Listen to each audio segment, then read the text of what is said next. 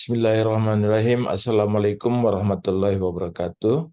Selamat siang, salam sejahtera bagi kita semua.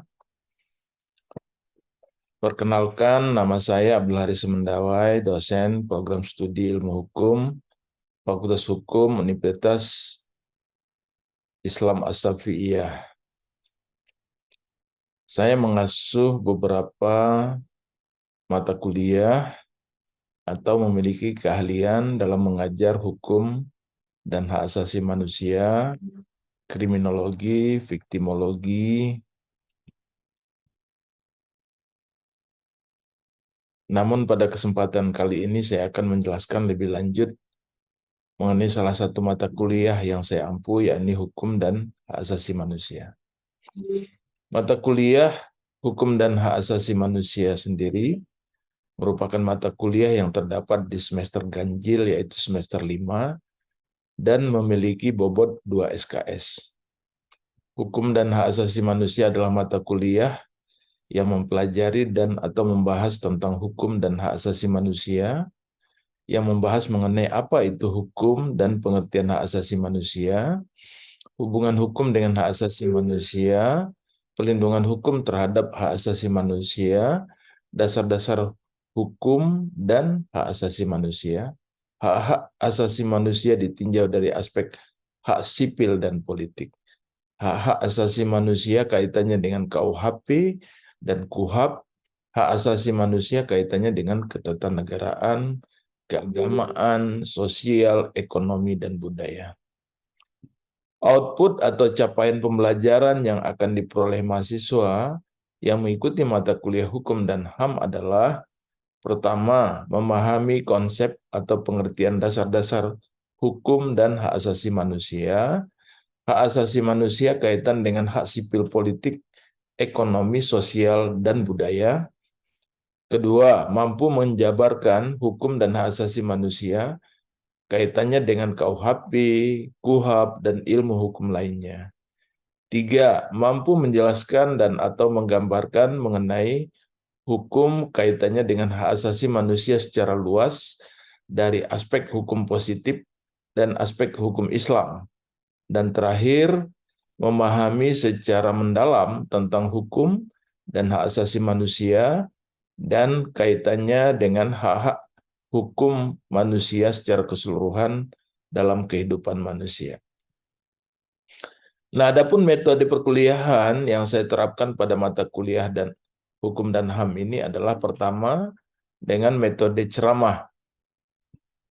Nah, maksudnya metode ceramah itu adalah dengan dosen memberikan pemahaman, menjabarkan pokok-pokok bahasan, lalu nanti diberi kesempatan kepada mahasiswa untuk memberikan tanggapan atau mengajukan berbagai pertanyaan.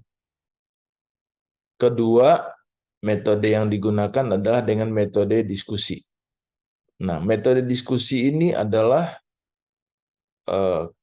dosen akan menyampaikan beberapa pertanyaan-pertanyaan, kemudian pertanyaan-pertanyaan itu akan dijawab oleh masing-masing mahasiswa, yang kemudian jawaban dari mahasiswa yang satu dapat ditanggapi atau diberikan komentar oleh mahasiswa yang lain, sehingga terjadi diskusi.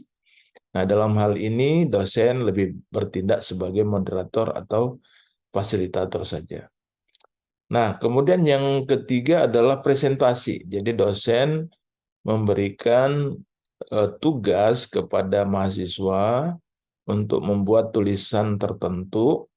Kemudian tulisan tersebut setelah dibuat dalam bentuk artikel, kemudian nanti dipresentasikan oleh masing-masing mahasiswa atau masing-masing kelompok mahasiswa. Kemudian dilanjut dengan diskusi dengan mahasiswa di dalam antar kelompok gitu ya. Nah, kira-kira itu metode yang akan digunakan. Ada 3 metode yang digunakan dalam perkuliahan ini. Sedangkan untuk penilaian, kita akan memberikan penilaian terhadap mahasiswa itu secara objektif dan mengacu pada bobot penilaian yang sudah diinformasikan di awal kuliah sesuai dengan RPS, yaitu kehadiran bernilai 10%, tugas individu atau kelompok dan presentasi itu 20%, nilai ujian tengah semester 30%, nilai ujian akhir semester atau UAS 40%. Selanjutnya saya akan memperlihatkan video pembelajaran hukum dan hak asasi manusia. Atas perhatiannya kami ucapkan terima kasih. Wabillahi taufiq wal hidayah. Wassalamualaikum warahmatullahi wabarakatuh. Selamat sore. Assalamualaikum warahmatullahi wabarakatuh. Rekan-rekan mahasiswa, jumpa lagi ya dalam mata kuliah Hukum dan Hak Asasi Manusia. Dan hari ini adalah pertemuan kita yang keempat. Nah, dalam pertemuan yang keempat ini kita akan membahas instrumen-instrumen hukum hak asasi manusia internasional. Nah, untuk instrumen hukum hak asasi manusia internasional ini sudah cukup banyak ya instrumennya, yaitu ada yang sifatnya soft law, ada yang sifatnya hard law. Soft law itu artinya hukum yang mengikat secara moral negara-negara yang menjadi anggota PBB, sedangkan yang hard law itu artinya instrumen hukum yang mengikat negara-negara secara legal ya, atau terikat secara legal, legally binding. Nah, instrumen-instrumen yang mengikat secara moral itu ya, yang secara internasional itu yang pertama itu adalah Deklarasi Universal Hak Asasi Manusia (UHAM). Nah, Deklarasi Universal Hak Asasi Manusia ini disahkan oleh PBB tahun 1948.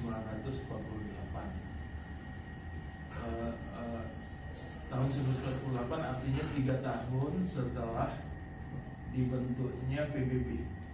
Jadi PBB dibentuk tahun 1945, kemudian Dewan HAM PBB memutuskan untuk melakukan perumusan terhadap hak asasi manusia, dan baru kemudian di tahun 1948 setelah proses perumusan yang begitu panjang ya, kemudian akhirnya di tahun 1998 itu Deklarasi Universal Hak Asasi Manusia itu disahkan. Dan waktu itu anggota PBB kurang lebih 50 negara, dan masih sedikit anggota PBB, dan tetapi mayoritas setuju. Ada 4 negara yang abstain, tetapi sisanya setuju untuk disahkannya Deklarasi Universal Hak Asasi Manusia. Nah, Deklarasi Universal Hak Asasi Manusia ini dianggap sebagai instrumen utama untuk aturan hukum yang mengatur tentang hak asasi manusia, karena di dalamnya mengatur tentang hak-hak sipil dan politik, hak ekonomi, sosial, dan budaya. Nah, dulu yang namanya hak sipil dan politik atau hak-hak ekonomi, sosial, dan budaya itu belum terinci seperti yang diatur di dalam UHAM. Jadi sifatnya masih sangat umum. Misalnya hak untuk tidak takut, hak untuk bebas berbicara gitu. Nah, tapi di dalam UHAM itu sudah dirinci. Misalnya hak untuk tidak dibunuh ya, rights to life gitu, hak untuk tidak disiksa dan lain sebagainya. Nah, dari Deklarasi Universal Hak Asasi Manusia kemudian, karena itu sifatnya moral binding atau mengikat secara moral, itu dianggap tidak bisa memaksa negara-negara untuk mematuhi ketentuan tentang hak asasi manusia. Karena itu dirasa perlu untuk membuat dasar hukumnya atau instrumen hukum yang mengikat secara hukum ya. Maka kemudian dibentuklah yang namanya konvensi Konvensi Internasional tentang Hak-Hak Sipil dan Politik, Konvensi Internasional tentang Hak-Hak Ekonomi, Sosial, dan Budaya.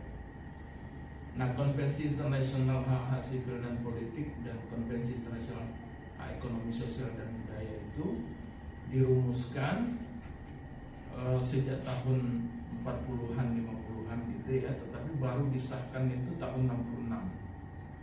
Jadi cukup lama proses penyusunannya dan baru dinyatakan berlaku itu tahun 76 kalau nggak salah. Jadi cukup 73 atau 76. Jadi cukup panjang waktu proses penyusunannya, tetapi di situ merupakan dua instrumen yang mengikat secara hukum. Jadi dengan adanya Deklarasi Universal Hak Asasi Manusia, kemudian ditambah Konvensi Internasional Hak-Hak Sipil dan Politik, Konvensi Internasional Ekonomi, Sosial, dan Budaya, maka dia menjadi Bill of Rights. Artinya inilah induk dari instrumen HAM internasional. Nah, setelah itu lahir berbagai instrumen hukum asasi manusia internasional lainnya, seperti Konvensi Anti Penyiksaan, Konvensi Anti Diskriminasi Rasial, Konvensi Anti Diskriminasi terhadap perempuan, Konvensi Perlindungan Anak atau Hak Anak ya, dan lain sebagainya. Jadi berbagai konvensi internasional. Dan konvensi internasional itu sekarang ini ya, berbagai negara sudah meratifikasi konvensi internasional dan menjadi bagian dari hukum suatu negara melalui ratifikasi. Jadi Indonesia sudah meratifikasi konvensi internasional tentang hak ekonomi, sosial, dan budaya, sehingga dia bukan hanya menjadi hukum, instrumen hukum HAM internasional, tetapi dia juga merupakan instrumen hukum nasional. Nah, itu kira-kira gambarannya tentang instrumen hukum hak asasi manusia internasional. Nah, selain yang Bill of Rights tadi, ada sejumlah instrumen HAM internasional yang juga penting ya. Jadi meskipun sifatnya morally binding, tetapi penting dan sering digunakan. Misalnya standar penggunaan kekerasan dan senjata api oleh law enforcement. Jadi bagaimana polisi dapat menggunakan kekerasan dan senjata api, itu sudah ada panduannya. Jadi itu menjadi instrumen hukum HAM yang biasa digunakan oleh berbagai negara untuk menilai apakah suatu negara itu patuh pada instrumen hak asasi manusia atau tidak. Jadi kalau kita lihat di beberapa negara banyak polisi yang melakukan penembakan menggunakan kekerasan atau penembakan dengan kekerasan menghadapi demonstrasi, mereka menggunakan kekerasan. Kemudian polisi menggunakan senjata api, termasuk menggunakan gas air mata untuk menghentikan demonstrasi. Itu sebenarnya sudah ada standar yang dibuat oleh PBB yang mengatur dan melimitasi. Jadi mengatur kapan penggunaan kekerasan dan senjata api itu dapat digunakan. Dan bagaimana tahapan-tahapan sehingga kekerasan itu dapat digunakan.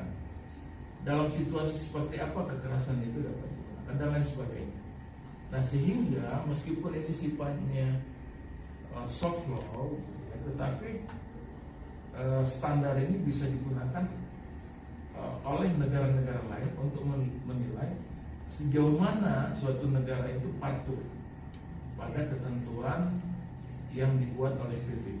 Sehingga kalau misalnya ada suatu peristiwa kemudian jatuh korban misalnya yang dilakukan oleh polisi, nah nanti dari sana, dari peristiwa itu menggunakan soft law ini sebagai pedoman atau standar, bisa dinilai apakah tindakan pihak kepolisian itu melanggar hak asasi manusia atau tidak. Nah, jadi itu salah satu gambaran ya, bahwa instrumen hukum internasional itu bisa digunakan untuk menilai apakah tindakan suatu negara itu sudah sesuai dengan ketentuan hukum hak asasi manusia yang berlaku atau tidak. Nah, kemudian instrumen hukum hak asasi manusia meskipun dia bersifat soft law tapi penting karena itu bisa dijadikan oleh suatu negara untuk membangun suatu aturan hukum di dalam negeri yang sesuai dengan standar internasional. Jadi agar supaya aturan hukum yang ada di dalam negeri itu tidak bertentangan karena sudah ada pedomannya. Nah, sampai di sini ada pertanyaan, Mbak Nurul, tanya aja nggak apa-apa. Mungkin terkait dengan ini ya Pak, apa tadi standar yang termasuk penggunaan gas air mata kan banyak sekali demonstrasi terus dari kepolisian sendiri kan terkadang untuk membubarkan masa demonstrasi kan harus menembakkan gas air mata. Bagaimana dilihat dari sisi hamnya itu Pak? Ya kan gitu. Pertama kan kita lihat dulu peristiwanya seperti apa. Jadi dalam situasi tertentu penggunaan gas air mata itu diperbolehkan. Tetapi dalam menggunakan gas air mata atau misalnya kalau penggunaan senjata api, peluru tajam gitu ya, itu harus memenuhi persyaratan-persyaratan tertentu. Jadi kalau persyaratan-persyaratan itu tidak terpenuhi, berarti sudah ada pelanggaran kan gitu.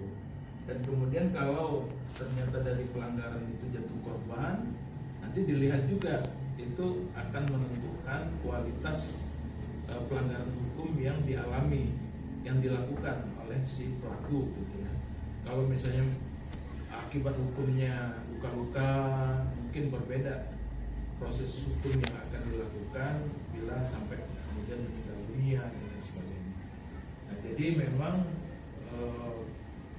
standar itu menjadi penting untuk menilai, karena kalau tidak ada standar, tidak ada aturannya, kan tidak tahu apakah tindakan itu bertentangan atau tidak dengan aturan yang ada, instrumen HAM-nya dilanggar atau tidak. Misalnya belakangan kita tahu bahwa tindakan penggunaan